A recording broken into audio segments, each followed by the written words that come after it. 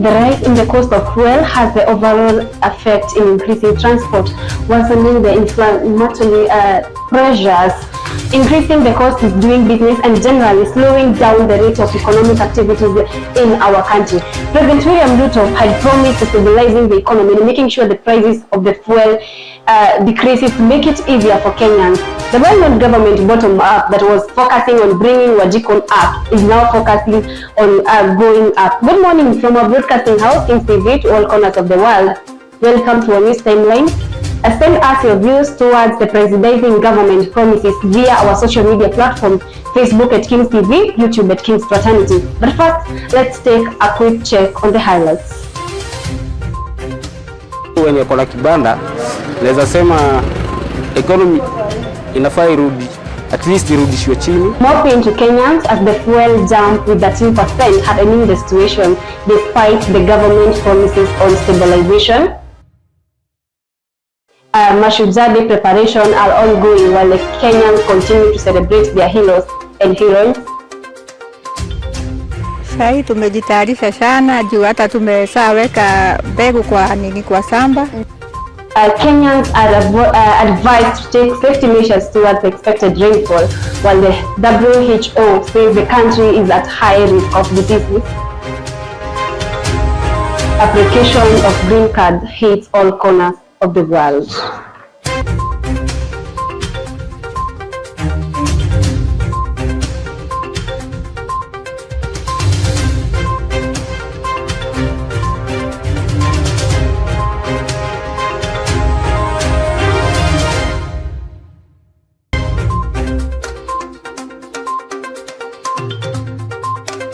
I'll be taking you through the broadcast. I'm Mashujaa. The rise of cost of fuel has overall increased effects to Kenyans. Kenyans are requesting the government to stabilize the economy and bring down fuel prices as they promised. I was on the ground and this is what I prepared.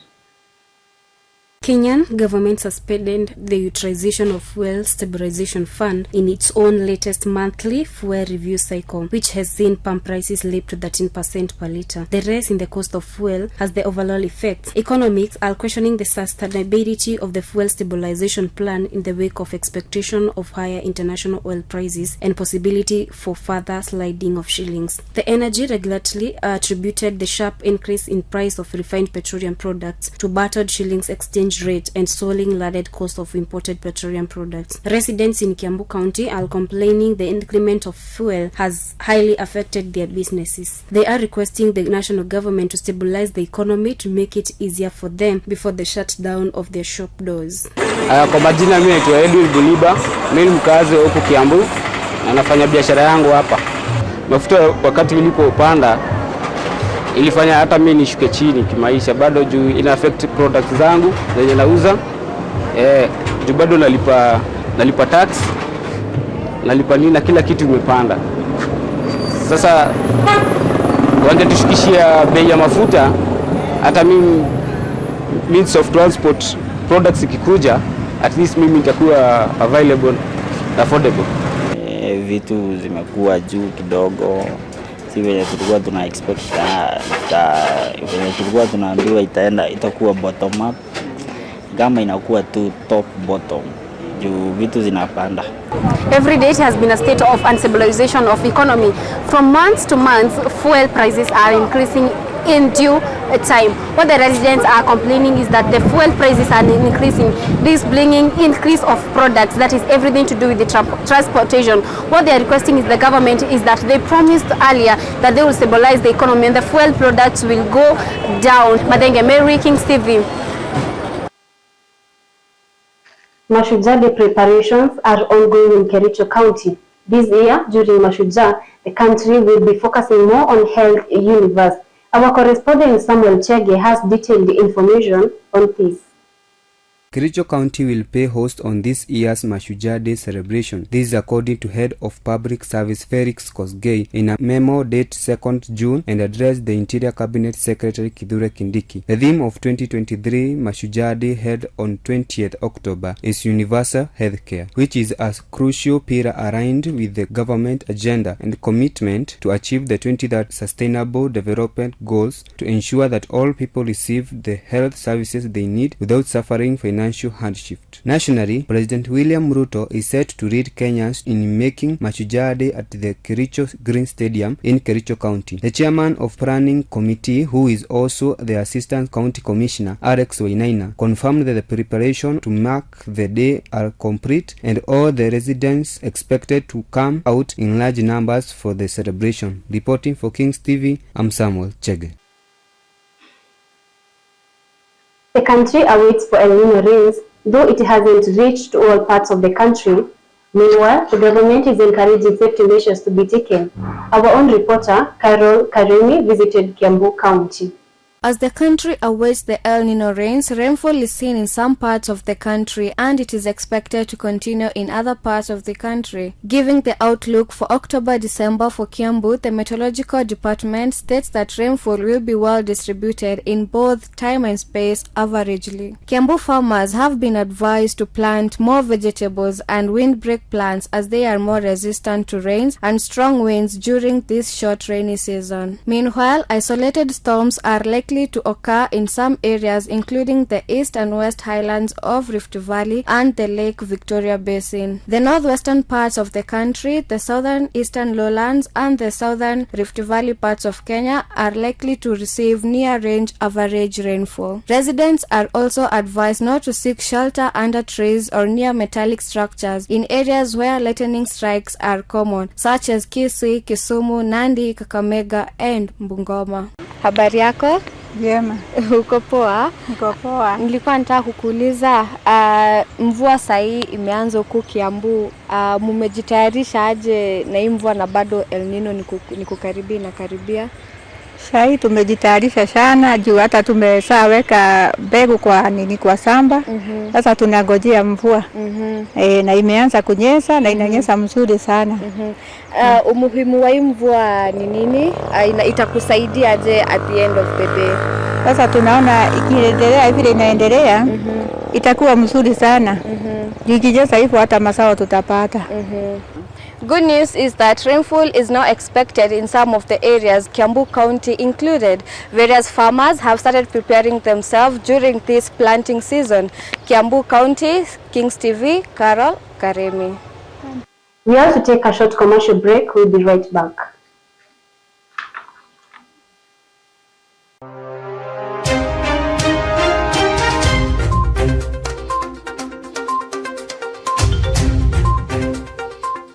Welcome back. Large dispute has brought about sadness to a man who has been unable to bury his wife for 2 years. The 72-year-old Muturi Mwehia is mainly focusing on his satisfaction of burying his wife. Mary Njeri reports. For 2 years, Mr. Muturi Mwehia, 72 years, has been unable to bury his wife owing to a land dispute spanning 10 years now. He cites the death of his wife, Anne Wanjiko, and his inability to bury her for that long as most shameful moment for him, as she is a skeleton now. He says the mortuary bill has hit 220,000 shillings and still counting is not a big issue. The manly satisfaction he seeks is ensuring that his wife is given an honorable send-off on the land that they both bought with their lifetime savings. The trouble for Mwehia began in 2013 when he and his wife set out to buy the land in Lower Kakuzi village, Murang'a County, out of their savings after working at a coffee plantation in Kiambu County for 20 years. The deal was that they would part 500,000 shillings for the acre, and Mr. Mwehia accepted the condition, but once 400,000 shillings, his wife promptly paid the balance. Immediately the seller, Mr. Ngai Kimuyu, received the cash from Mr. Mwehia. He changed his mind, sparking a dispute that has seen Mwehia lack praise to bury his wife when she passed away. He said his wife died in November 2021 due to depression-related complication owing to this conflict. Mr. Mwehia and his 3 grown-up children are united in demanding that the final resting place for their matriarch is on disputed land regardless of how long process will take. There is a stakeholders arbitration sitting slated for November 30 that bring elders together, a few friends and family members for both sides. Kings TV, Mary Wanjiru. Green card application has hit all over in the country. The diversity visa program runs for 1 month between October and November every year. Kenyans feeds us with this information. My name is Anthony Chuguna. Green card is a program that was started by US concerning getting people from other countries, not all countries in the world, but some selected countries. Kenya being part of them. A green card, also known as permanent resident card, grants permanent resident status which allows a citizen to live and work lawful anywhere in the United States and qualify USA citizenship after 3 years or 5 years. The basic requirement for naturalization to the US is minimum of 30 months spent in the US with the last 5 years or 18 months within 3 years if married to US citizen resident in the same state or county for at least 3 months. Appeal for applying. The question is, does a green card expire? Although some permanent resident cards, commonly known as green card, contain expiration date, most are valid for 10 years. If you have been granted conditionally permanent resident status, the card is valid for 2 years. It is important to keep your green card updated. Reporting to Kings TV, Kehu, Mary. Untreated sewage may contain water nitrates, solids, pathogens, runoff from streets and roofs. Untreated sewage poses a major risk to human health since it contains water pathogens. Simon Morero has more information toward this. Sewerage has become one of the biggest challenge in most of the towns. I visited Kirigiti town, Kiambu County, where I found they are suffering from lack of good drainage. There is a swamp of untreated sewage that has been stagnating for a period of time, and it is surrounded by small businesses. Local residents are calling upon the county government to construct good drainage system to help them to uplift the standards of Kirigiti to the next level. Just in front of me is stagnant water, untreated stagnant water in front of the Kirigiti International Stadium. The wall behind me is the wall that is separating the road and the Kirigiti International Stadium. And the Kirigiti International Stadium is one of the stadiums that has been named to hold the AFCON games, the upcoming AFCON games. Local residents are calling upon the local government, the county government of Kiambu to try and drain this water and construct drainage. Reporting for Kings TV, I'm Simon Wawero. We have to take another commercial break. We'll be right back with health news.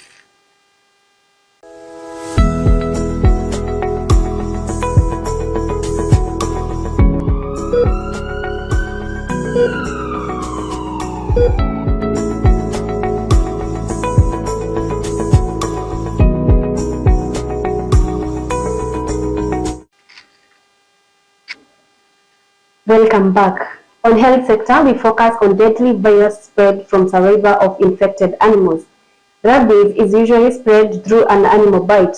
Our health specialist Cindy Nyambura has prepared detailed information concerning rabies. Today on Ask Your Doctor, we learn more about rabies. Rabies is a preventable viral disease mostly often transmitted through the bite of a rabid animal. It can be spread to people and pets if they are bitten or scratched by a rabid animal. In Kenya, rabies is endemic and has been estimated to cause 2,000 deaths annually. We have several signs of rabies, that is, fever, headache, vomiting, anxiety, confusion, and hyperactivity, but in some people they experience hydrophobia, that's the fear of water, and hallucination. There is no cure for rabies yet in Kenya, but there are different ways to prevent rabies. One is to vaccinate dog and cat against rabies as required by the law. Keep dog and cats under control. Do not keep wild animal as pet as they are at higher risk of having the virus. Kings TV, Kiambu County, Cynthia Nyambura. We take another commercial break. We'll be right back with sports news.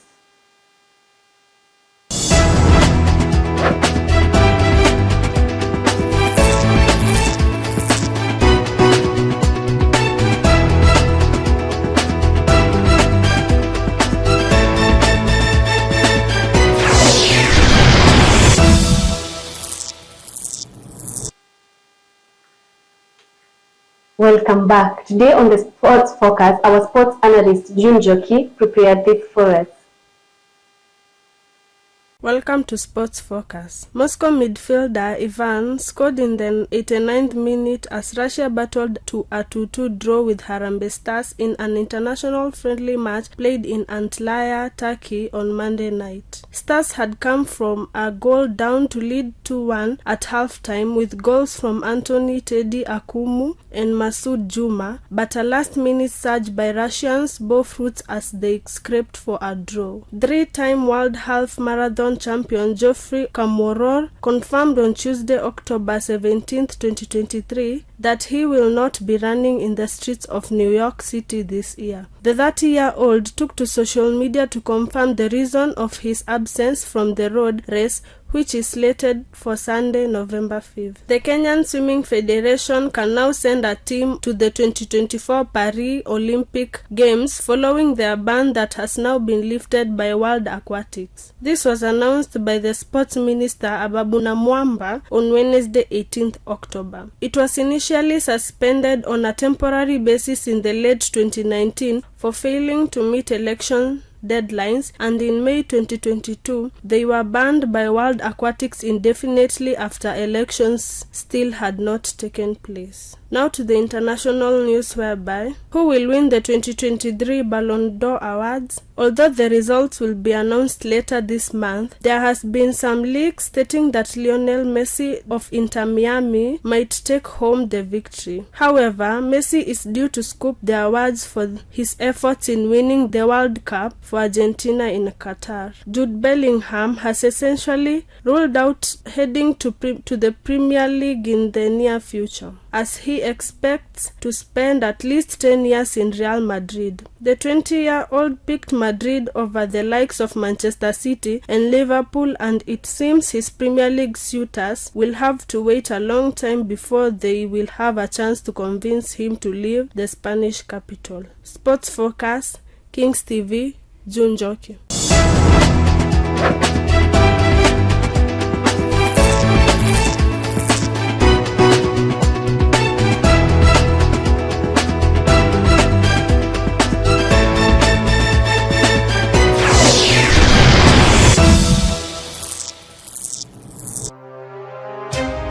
Earlier before, we had asked you to send us your views towards the first year of the presidential government promises. Wambui Mayor is saying that our government will feed on promises.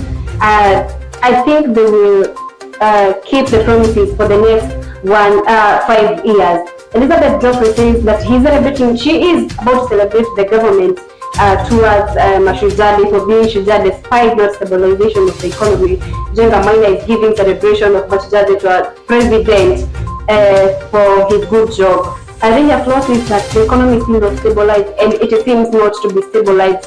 When Joseph Bahar says that the economy seems to be stabilized, it's a matter of patience. Galaxito Hanajato says that it is not going to be stabilization, it is a matter of us as Kenyans to work on it. Do not wish for it, work for it. Our gratitude for choosing our news timeline here at Kings TV. For more information, follow us on our social media platform, Facebook at Kings TV, YouTube at Kings Fraternity. See you in our next bulletin. Keep it Kings TV. I'm Madenge Mary.